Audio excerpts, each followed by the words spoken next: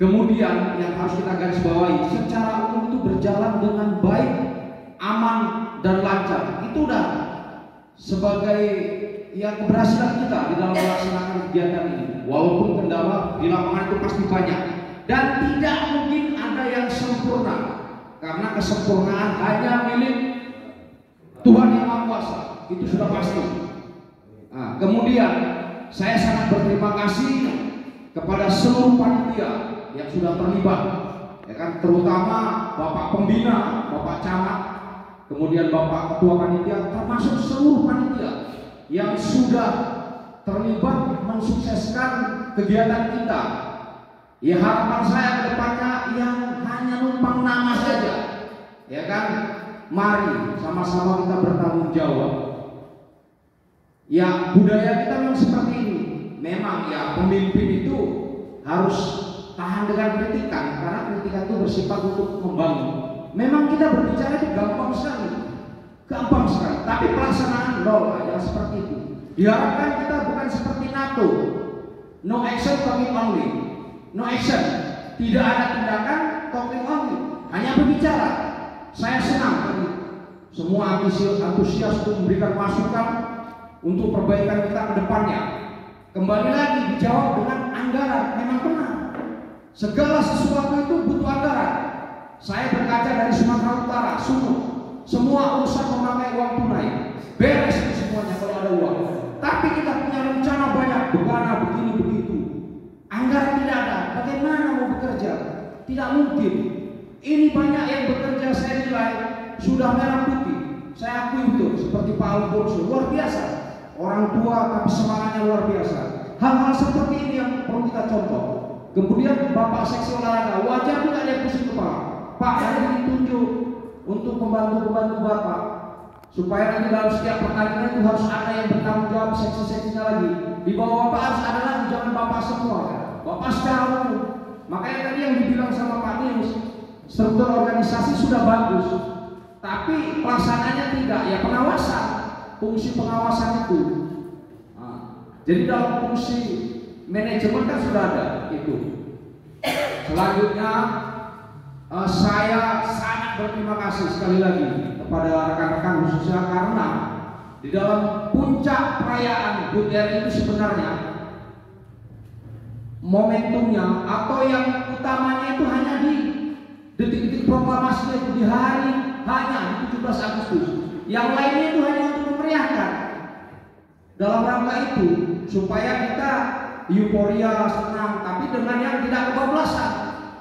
Saya sedikit kecewa sebenarnya, mulai dari awal saya geladi. Ya saya maklum, namanya juga masyarakat. Geladi kotor, ya sudah saya sabar.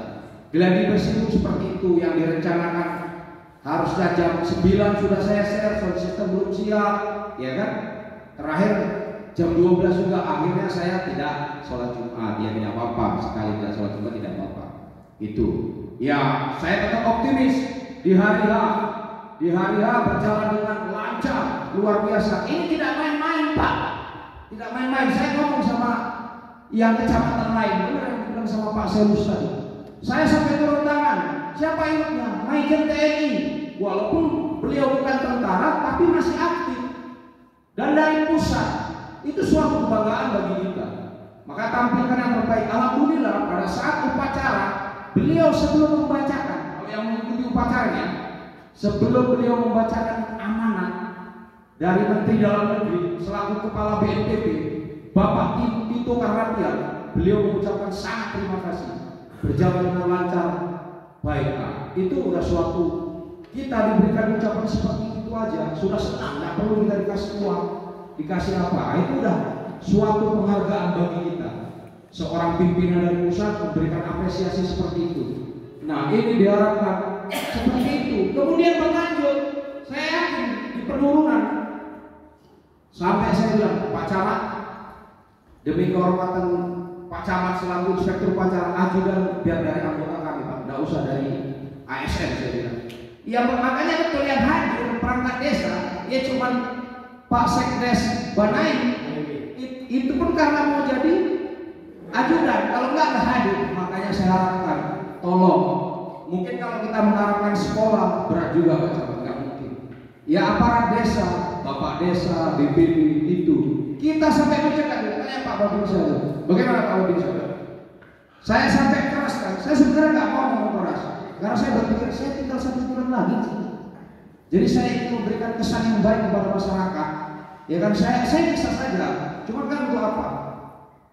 Nggak enak nanti jadinya. Makanya saya berusaha persuasif. Sekali lagi saya sangat mengapresiasi Bapak Camat selaku pembina, penanggung jawab seluruh kegiatan ini. Kemudian Bapak Sekcam yang sudah sampai tidur di sini, luar biasa, militan sekali. Memang nggak bisa antara militer dengan sipil itu disamakan, tidak bisa karena berbeda, polanya beda. Namun setidaknya ya disiplin harus bisa untuk diri sendiri itu bertanggung jawab dengan diri sendiri, ya kan? Jadi masukan saya sekali lagi ya, mari ya kritik itu memang perlu, ya kan? Sehingga jadikan kritikan itu Pak Camat jangan sakit hati, ya kan? Kalau seorang pemimpin dikritik sakit hati, dongkol dia misalnya, hatinya berbulu, penyakit yang ada, ya sudah jadikan itu suatu motivasi untuk kedepannya lebih baik. Karena tidak ada sesuatu yang sempurna. Mungkin Bapak seksi olahraga itu kalau aku pecah di kepalanya, benar serius. Memang kita kalau berbicara gampang, ya, seperti yang saya bilang tadi, berbicara itu sangat gampang, tapi mengimplementasikan dalam perbuatan